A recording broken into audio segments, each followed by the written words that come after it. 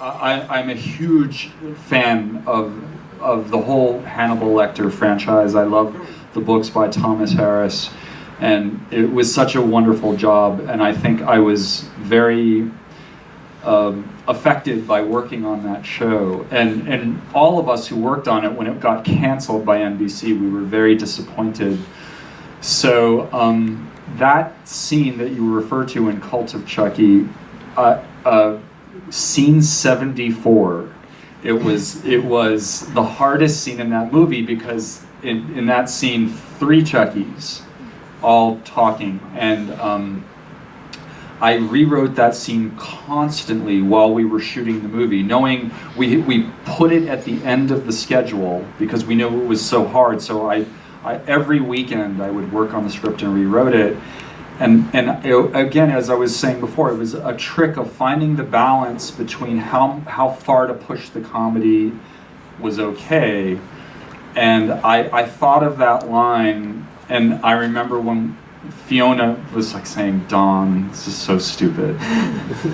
But I said, "No, I'm telling you, it's the funniest line in the movie," and I'm happy to say I was right. Plus, I mean, it's just funny to imagine that Chucky is a fan of Hannibal, the TV show. He's like every week he's turning in what's going to happen with Hannibal and Will Graham. Are they finally going to kiss? What's going to happen? Grandísimo fan, y me hizo mucha ilusión hacer este trabajo y me influyó muchísimo. Nos pusimos todos muy tristes, nos decepcionó mucho cuando cancelaron el programa. Y esta escena a la que te refieres era la escena 74 y fue de las más difíciles. Teníamos a 3 Chuckys hablando todo el rato y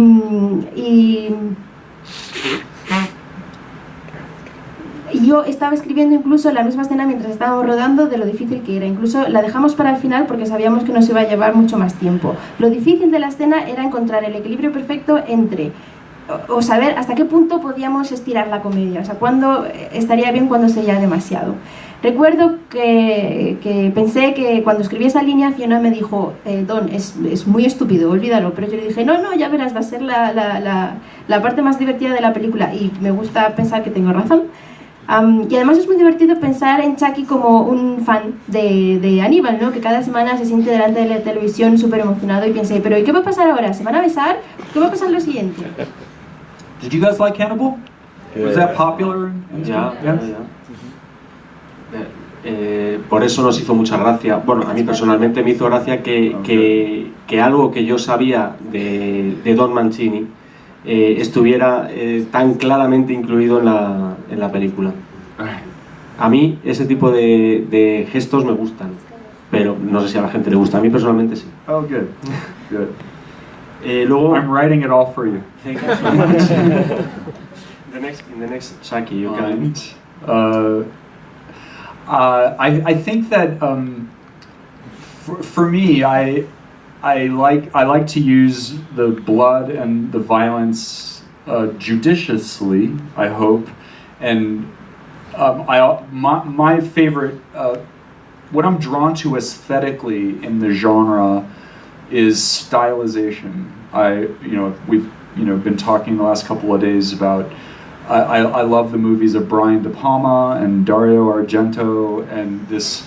I love the contrast between the violence and the beautiful presentation. As a child, I was much more interested in those movies than, for example, Texas Chainsaw Massacre or Hills Have Eyes, which are of course great movies, but I'm more drawn to the stylization. So that's how I try to use the blood, and we talked earlier about the color and how generally the blood in the Chucky movies is like Argento red. It looks like nail polish. It's very chic somehow.